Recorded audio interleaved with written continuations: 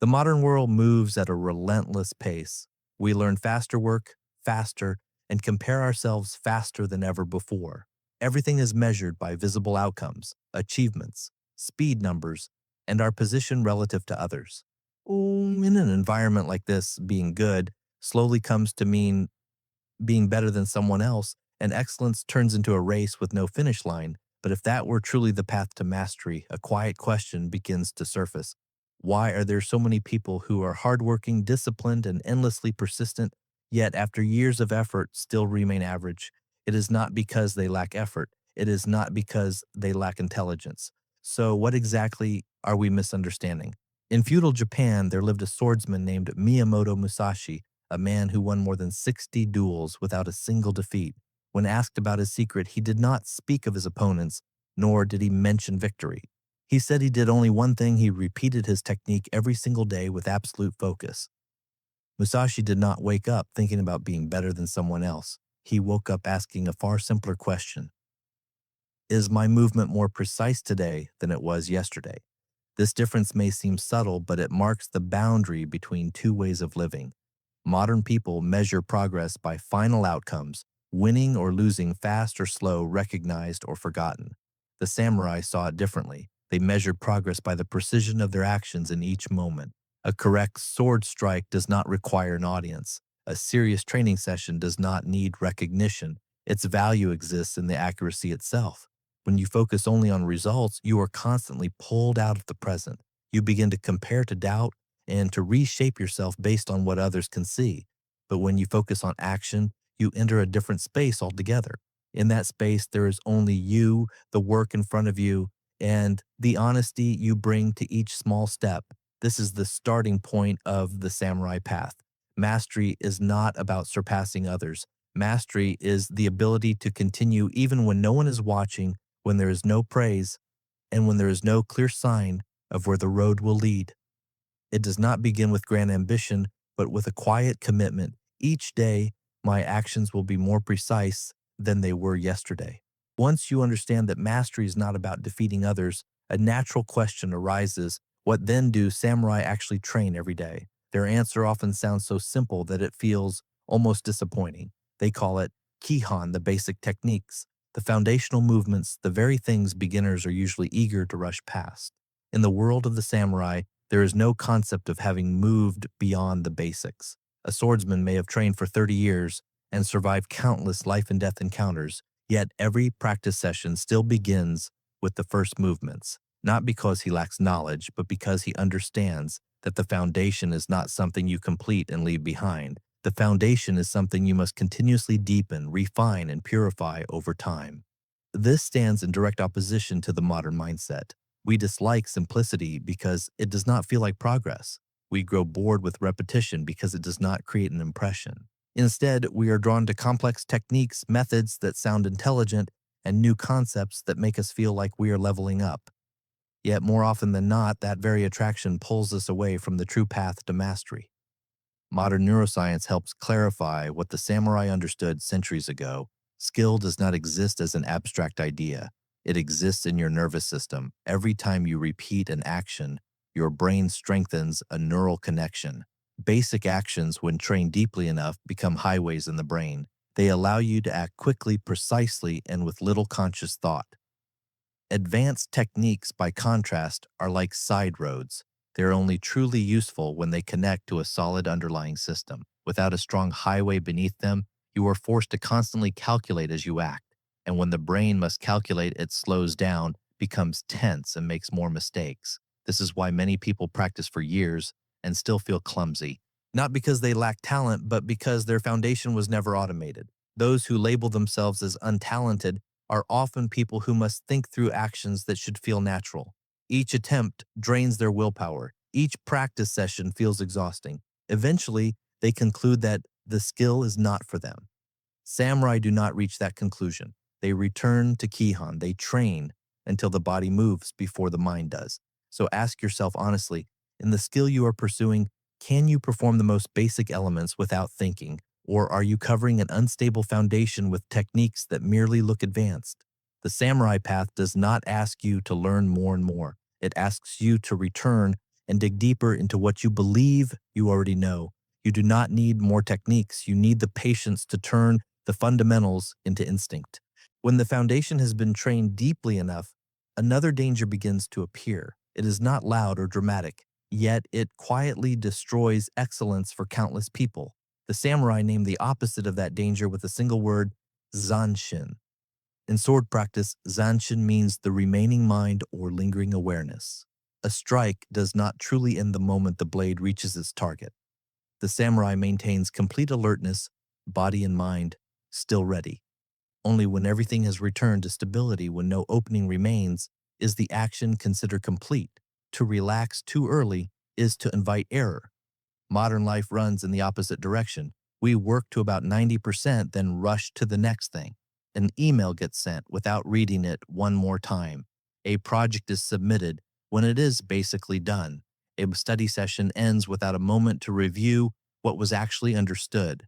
The final steps, the ones that determine quality, are often treated as unnecessary. At first glance, this looks like a simple issue of being thorough, but at a deeper level, it is an issue of the mind.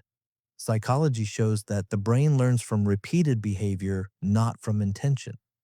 Each time you stop short, each time you accept a half-finished ending, your brain records a simple message: you are someone who does not follow through. Even if you tell yourself next time will be different, the behavior still leaves its mark.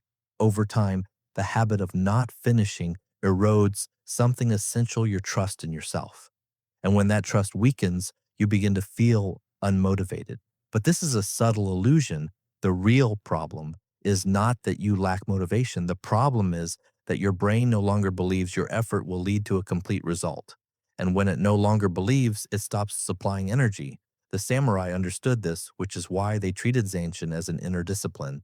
Completion is not merely finishing the main work, it is slowing down to review, correct, polish, and reflect. After each action, they returned to observe what was right, what was not precise, and why, not to judge themselves, but to close the full cycle of the action. In your life, Zanshin can be simple. Read a page again before you send it. Check one small detail before you call it finished. Spend the last few minutes looking back at what you just learned. These actions may not make you stand out immediately, but they quietly build something more valuable: inner reliability. Excellence does not come from doing more. It comes from finishing fewer things, but finishing them completely with the awareness that remains after the final move. Even when the foundation is solid and you know how to carry things through to completion, there is still one reason many capable people turn away halfway down the path.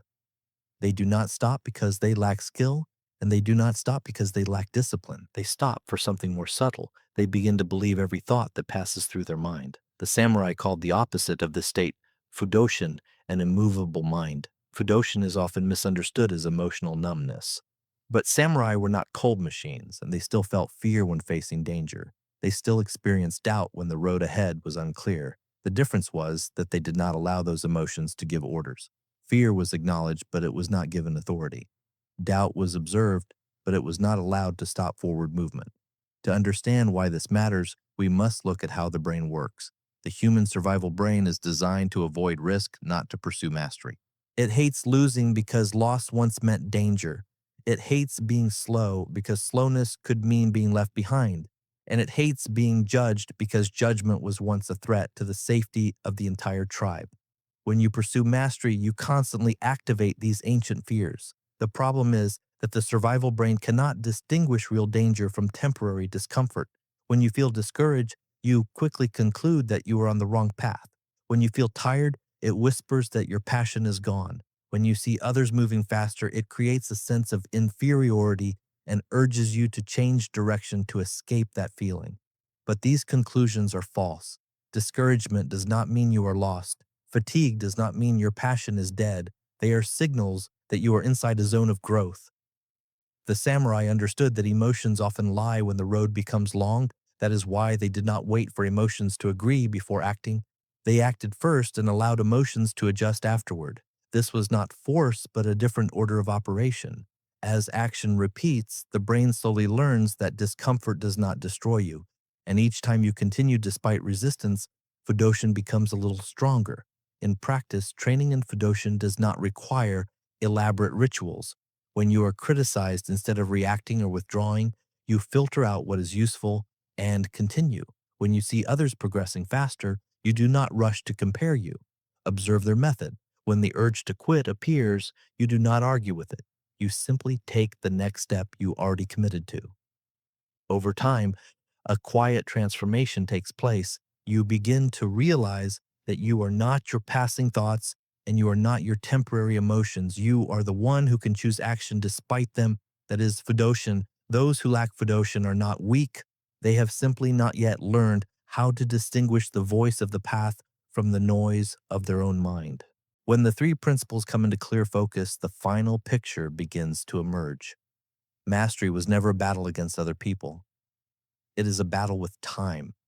Not the time on a clock, but the time of waiting, the days that pass without clear evidence that you are moving forward. This is where many people leave the path, not because they are wrong, but because they cannot endure the long silence between effort and result. The most dangerous phase is not the beginning when motivation is still fresh. It is not the stage where you have reached a certain level and gained recognition. The most dangerous phase is the middle, when you are not yet skilled enough to feel confident, when there are no results to prove anything, when no one is paying attention, no one is praising you, and there is no clear sign that it will all be worth it. At this point, your brain begins to question, your emotions begin to doubt, and another path starts to look more appealing.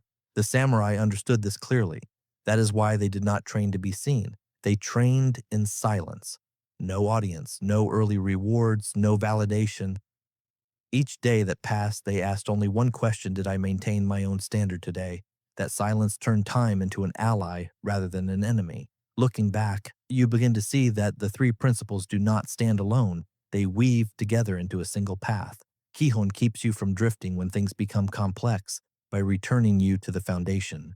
Zanshin keeps you from becoming careless by teaching you to close each cycle of action completely and build inner trust. Fudoshin keeps you from quitting by preventing you from handing decision-making power to temporary emotions.